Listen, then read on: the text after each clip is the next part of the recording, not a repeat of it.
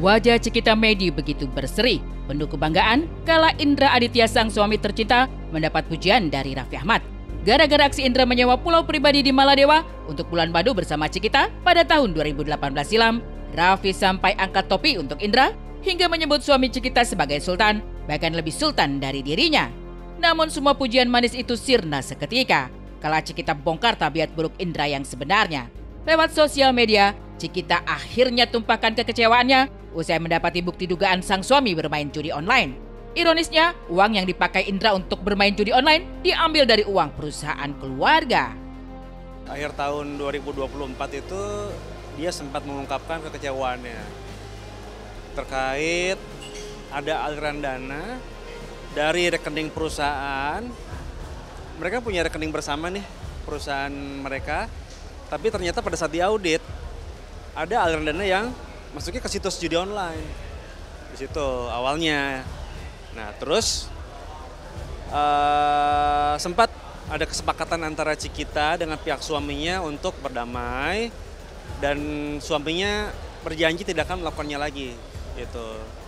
Sampai akhirnya kemarin beberapa hari terakhir, Cikita mungkin menemukan kembali ada aliran dana ke situs judi online.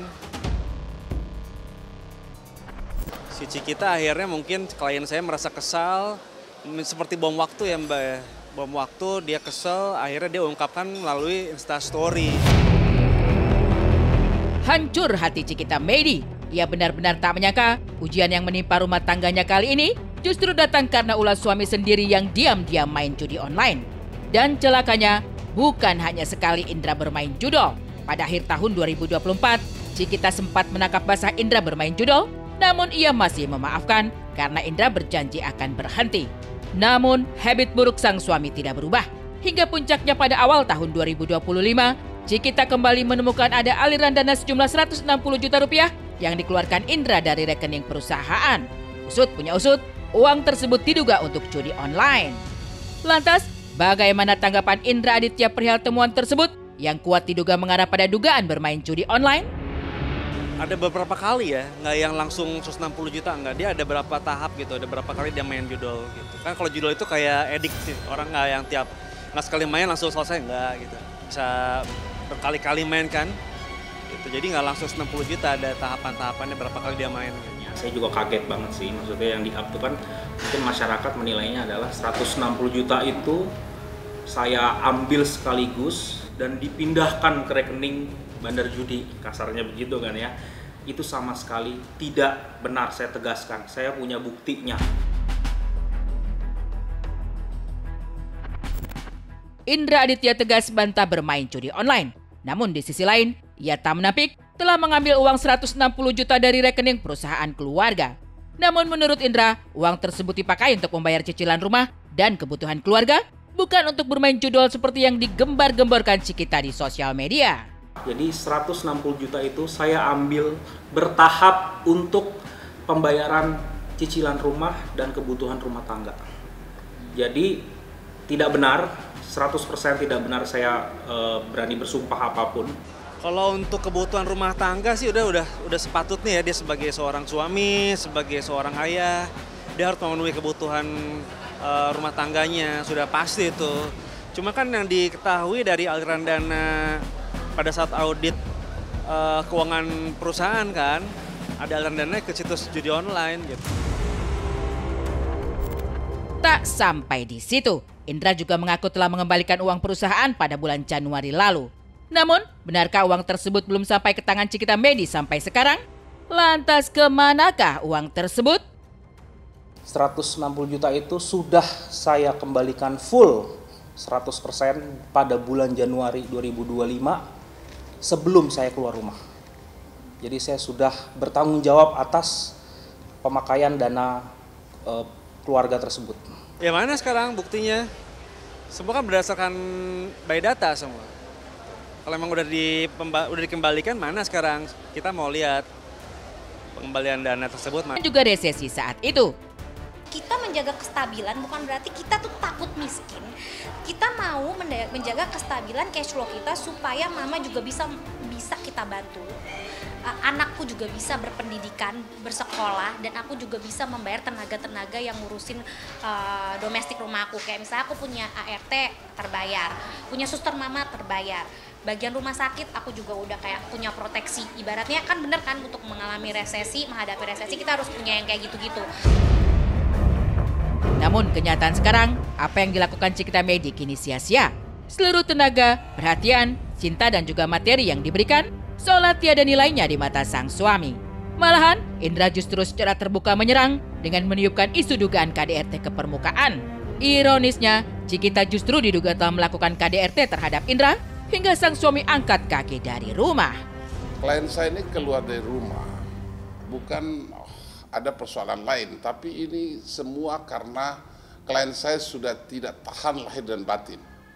Ada intimidasi, ada kekerasan.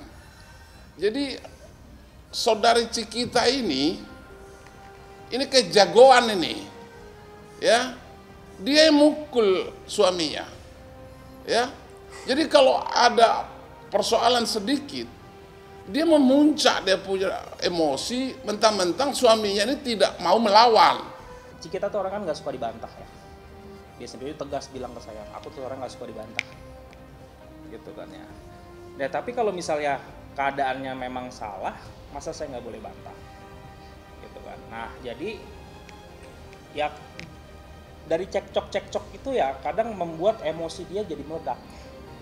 Gitu, emosi dia meledak, akhirnya dia suka lepas kontrol ya melayanglah tuh tangannya ke muka saya.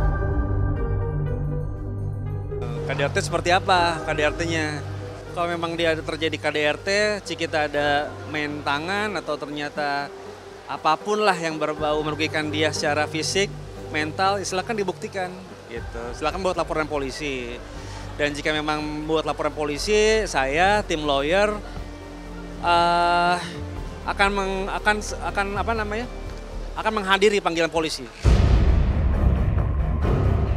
Muncul membawa isu dugaan KDRT, Indra rupanya juga membawa serta bukti-bukti. Selain foto-foto salah satu bagian wajah yang tergores, ia juga membeberkan bukti hasil visum dari rumah sakit.